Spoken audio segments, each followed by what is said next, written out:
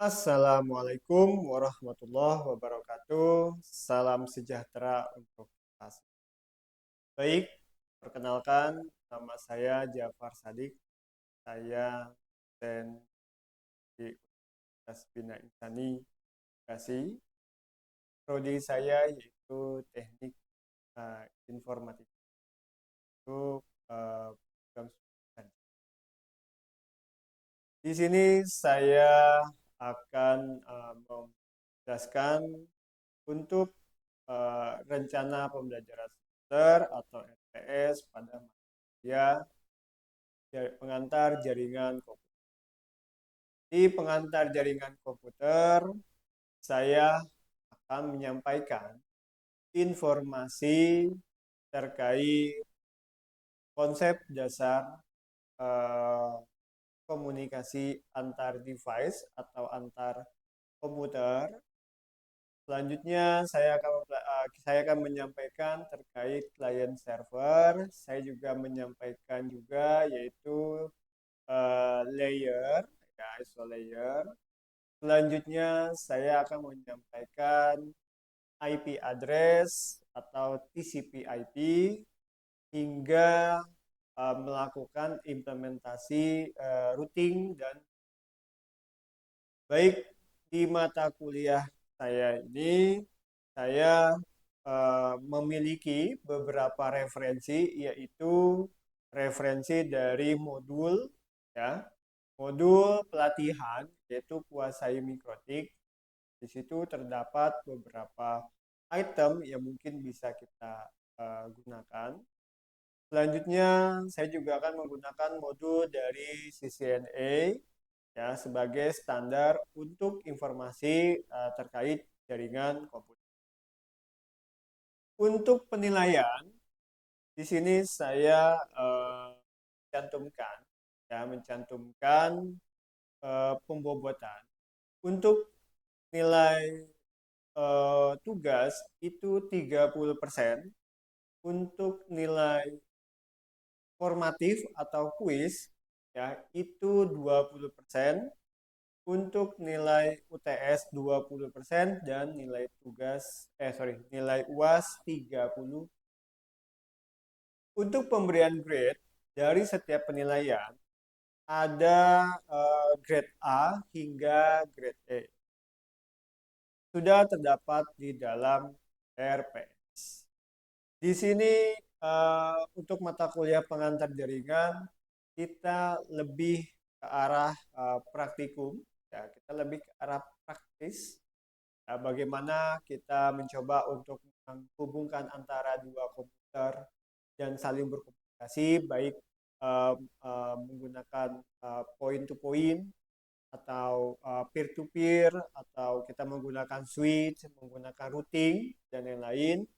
Dan juga kita akan juga mempelajari untuk client server, bagaimana semuanya akan diatur di dalam server, baik ngeprint maupun mengirim sesuatu data atau file, itu semua dikendalikan oleh server. Selanjutnya kita mempelajari juga atau kita berimplementasi jaringan routing dan wireless, ya, nirkabel atau menggunakan kabel. Tentu semuanya masih terkonsep dasar, ya, belum sampai ke menu, ya, masih konsep dasar bagaimana kita mengkonfigurasi untuk satu klien, dua klien, gitu. Dan ruang lingkupnya masih, ya. Baik, mungkin itu penjelasan dari RPS yang mungkin saya mengajarkan tentang mata kuliah pengantar jaringan komputer. Terima kasih. Assalamualaikum warahmatullahi wabarakatuh.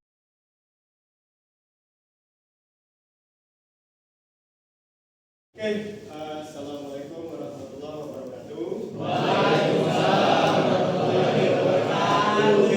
Hari ini kita akan belajar terkait tentang IP address, ya.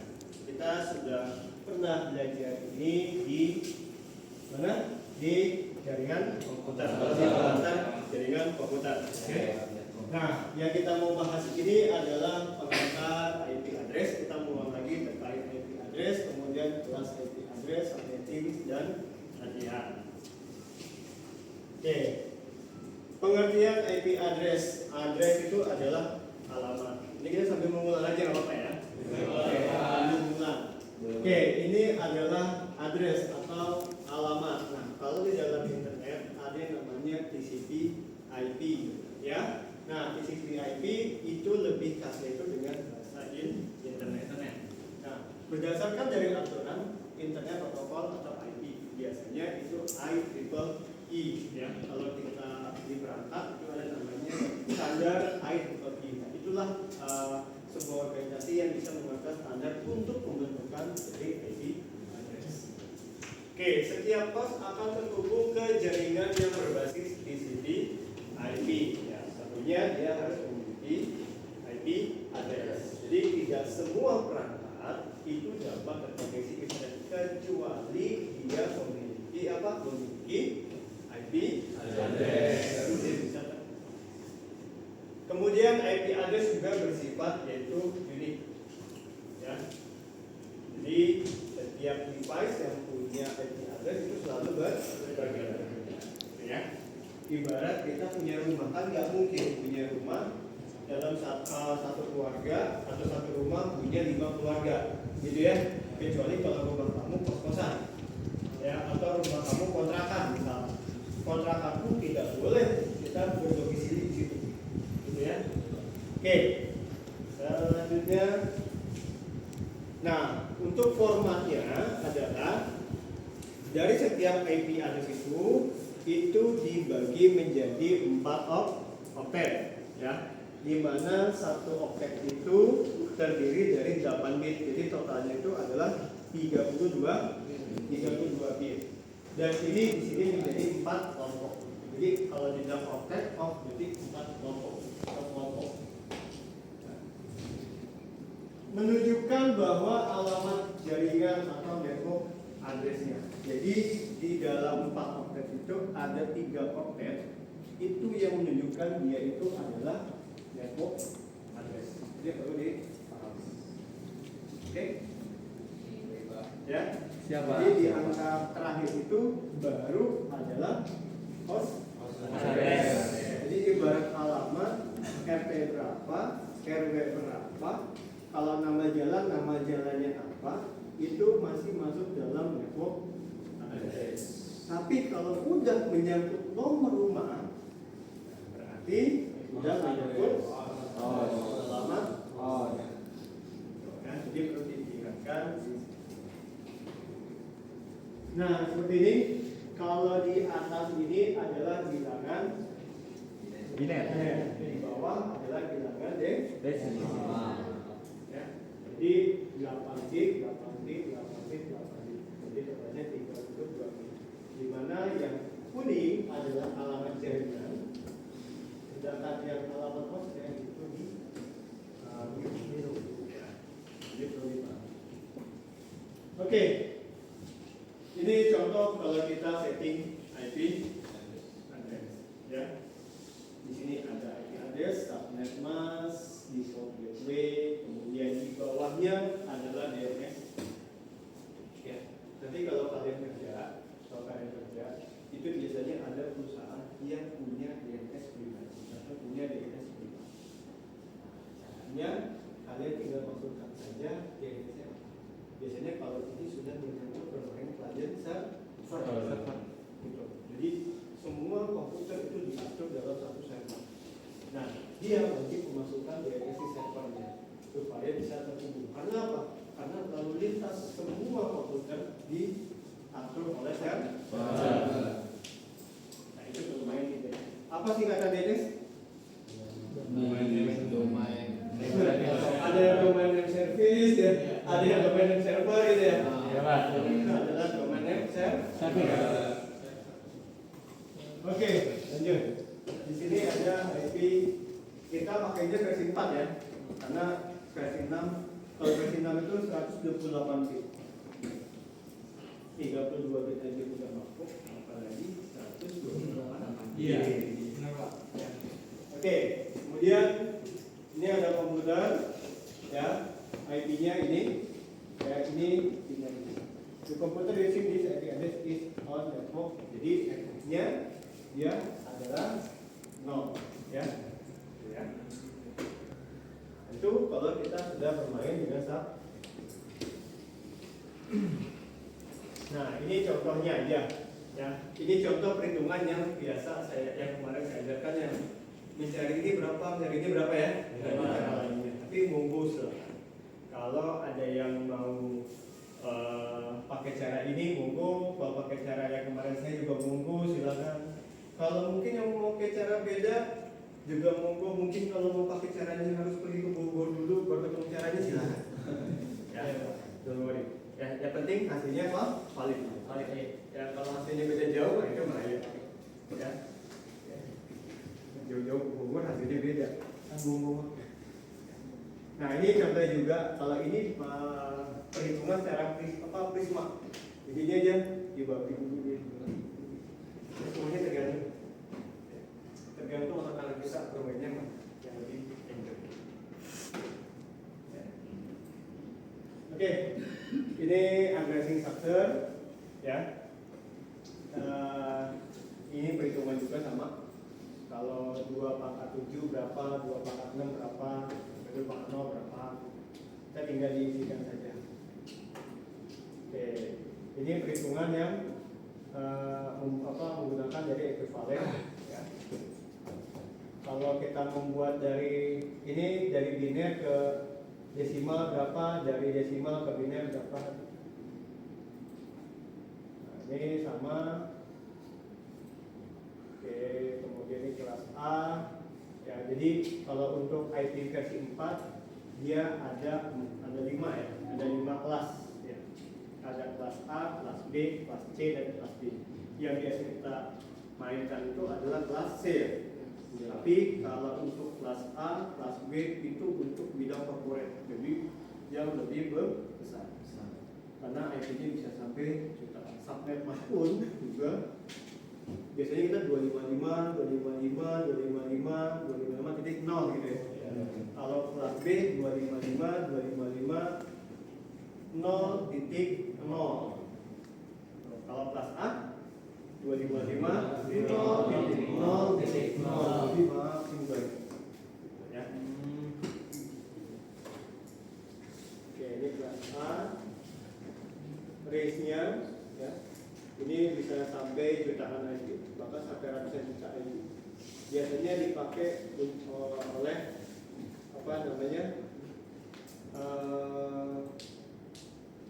pegawai bank, gitu ya, atau bank, kemudian juga bisa ISP, gitu ya, atau provider lainnya, provider communication atau communication provider yang biasanya menggunakan IP. Oke, nah kalau kelas D beda lagi. Kalau kelas D dia adalah khusus, ya. Misalkan untuk penelitian. Itu kelas D dan kelas E. Oke. Ya, ini contohnya. Oke, kita langsung masuk aja ke subnetmas. Ya. Nah, jadi kalau kita bilang subnetmas berarti kita sudah masuk ke ranah jumlah quantity. Ya. Ingetin aja, kalau orang udah membahas tentang subnetmas berarti kita sudah berbicara tentang quantity, jumlah. Kalau dibilang subnetnya berapa, berarti orang itu udah ke arah jumlahnya. Tapi kalau misalkan networknya berapa, kalau networknya berarti dia udah ke arah ke pusatnya. Pusatnya berapa? Selalu kalau nanya, jadi kita tuh selalu diputar itu semua. Subnetnya berapa? Ada yang nanti dari subnetnya dulu, baru dia tahu, oh networknya sekian. Ada juga networknya berapa? Sekian. Oh berarti dari subnetnya. Gitu ya. Oke, ini analogi KN yang sudah kita pelajari. Jadi kalau kita, ini biasanya untuk mencari network address, pakainya logika N.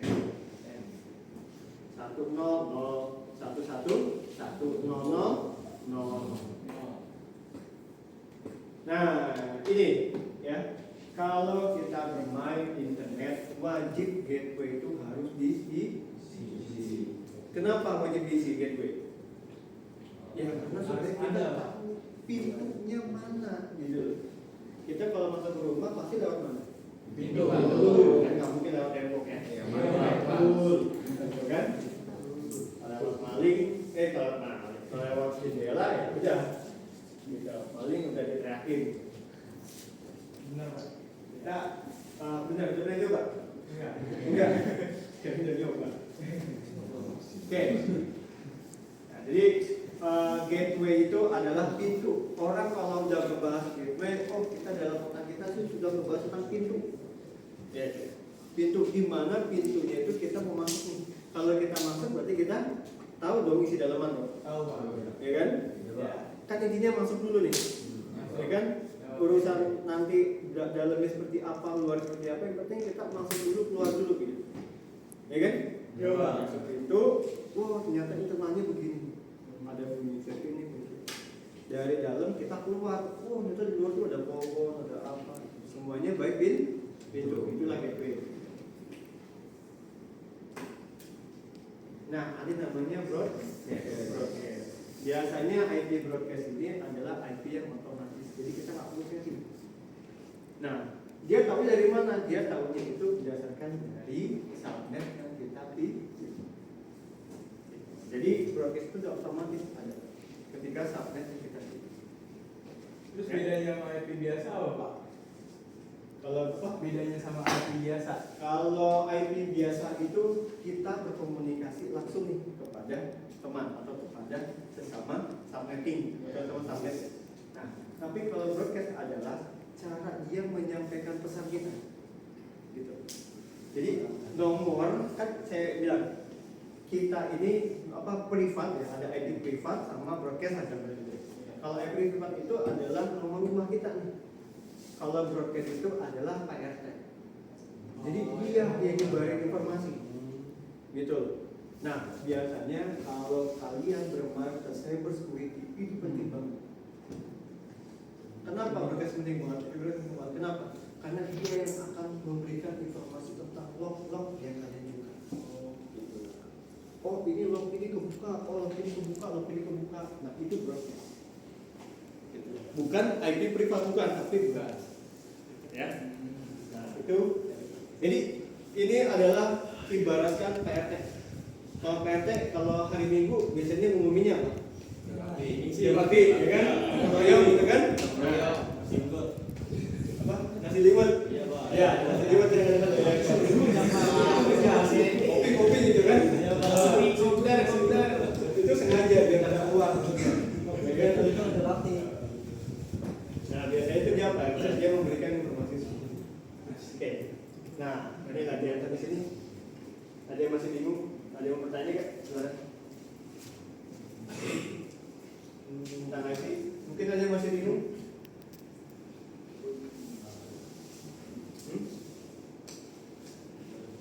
Jadi paham ya? Oke. Jadi konsep IP address dari awal kita memahami berapa jumlahnya, berapa waktunya juga berapa, sampai penerapannya itu harus kalian pahami. Itu yang nanti kalian bawa. Kalau kalian memang arahnya mau ke IT support. Tapi beda hal kalau kalian arahnya mau ke address, nggak perlu IP address. Tapi kalau kalian mau ke arah IT support, ke arah networking, kalian harus paham. Itu udah, kalau ini tuh udah istilahnya udah nggak perlu lagi diingat gitu. Ini udah nempel. Ibarat nafas lagi. Kalian ingat suka lupa nggak nafas? Ya diingetin. Ada pas diam? Nggak ada kan? Itu dengan sendirinya kan? Ya, ibarat kita belajar gini pun juga sama. Jadi ketika nggak perlu lagi kita buka kitab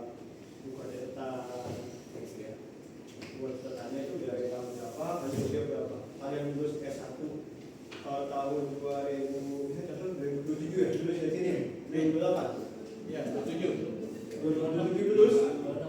Oh, 27 kan? 27.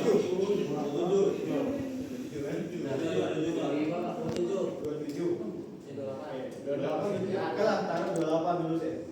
Nah, kalian kerja itu tahun 2040. Kan udah punya catatan masih ada di catatan? Iya, masih Pak. Gimana ya? Google Drive, Pak.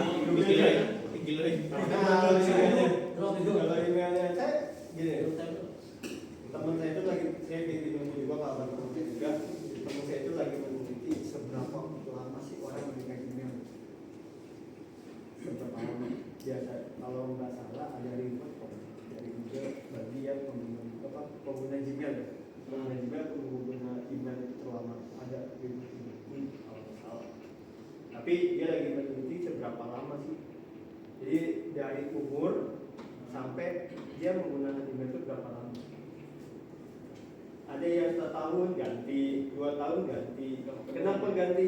Semuanya udah semakin mahal gitu kan, artinya ganti email biar gak dicek-cek lagi, biar gak dicek lagi. Dia bilang, wah itu punya ada yang mau ini, ganti email gitu kan. Atau emailnya misalkan didaftarkan ke judi online misalkan, scam, ya kan, ganti email. Ya, nah itu dia yang saya itu lagi memiliki dari range umur, range pekerjaan, gitu, sampai ke arah berapa lama dia menggunakan email bertahan. Nanti kalian S1-nya boleh di situ, maksudnya boleh skripsinya boleh seperti itu, nggak apa-apa. Jadi nggak harus kalian bikin ayo. Iya. Kalian menganalisa itu kan semua, itu kan juga cloud computing, ya kan? Itu masuk ke ranah kalian. Oke, di sini ada yang mau bertanya? Silakan. Tentang IP address ada yang masih bingung? Mungkin? Mana yang mau? Ada? Oke, kita lanjutkan. Implementasi ini contohnya, ya. Lihat angka 3. Yang ketiga itu sama, tapi yang paling belakangnya beda-beda. Intinya gitu aja. Ya. Intinya IP itu kan ada 2, ya. Kalau yang biasanya, sebenarnya ada 4 tapi yang biasa dipakai itu ada 2. IP privat sama IP public. Kita tidak bisa membuat IP public. Ini ngapain? Saya membuat IP public tidak bisa. IP public itu diberikan langsung oleh asosiasi dunia. Jadi nggak bisa kita sekali aja dikasih. Itu ada yang namanya dasi-dasi. Itu kalau kita mau dapat IP public, si ISP-nya itu harus punya yang namanya AEN. Bukan aparatus sipil negara, bukan. Tapi AEN itu adalah autonomous, ya, autonomous system number. Nah, dia harus punya ini dulu, baru dia bisa menerbitkan IP. Karena ini adalah legalitas. Istilahnya kayak model IP license. IP license. Nah, dia harus punya yang namanya AEN. Nah, IP privat, itu ya, IP privat itu baru kita bisa buat sendiri. Yang kita buat sama ini adalah IP privat, bukan IP public. Ya. Nah, ini lihat di sini, ya, itu macam-macam. Di bawahnya itu LED-nya itu LED merah itu network M. Ya. Kemudian di bawahnya ini, nah ini sudah beda networknya. Kalau ini 0, ini 1. Udah beda network nih. Tuh. Ya. Oke, beda network. Kemudian ini routernya, ya. Routernya 0, ini 1. Nah, ini adalah router yang biasa kita setting. Nah, itu dibagi ini ke sini, ini ke sini. Dan nanti yang setting berkomunikasi itu adalah routernya, itu yang disebut dengan RB. Ya, yang kita pakai untuk port itu yang buat menghubungkan antara kita. Kalau kita sebut RB itu bisa kita sebut dengan RW, ya, rukun warga. Kalau RT berarti kan satu ini doang nih RT. Broadcast ya. RT itu broadcast. Tapi kalau yang menghubungkan beberapa RT yaitu RW. Nah, yang menghubungkan berapa RW, nah itu sudah masuk yaitu apa namanya? Bermainnya routing ya, bermain routing. Iya, Nah, routing dinamik sama routing statik. Nah, itu udah BGP nih. Ada yang pernah main BGP? BGP? Border Gateway Protocol. Nah, EIGRP. Nah, ada yang kenal nama-nama ini? RIP. Ya, RIP. Terus? Lagi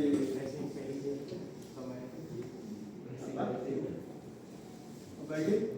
OSPF? Nah ini udah kecamatan nih arahnya. Dia harus semuanya digabung semua di kelurahan. Ya. Nah, udah konsepnya gitu aja gitu. Oke. Berbeda gitu. Oke. Sampai sini ada yang mau bertanya nggak? Paham? Paham. Oke ya. Mungkin itu aja pembahasan dari saya tentang IP address routing. Oke, sekian dari saya. Terima kasih. Assalamualaikum warahmatullahi wabarakatuh. Waalaikumsalam warahmatullahi wabarakatuh.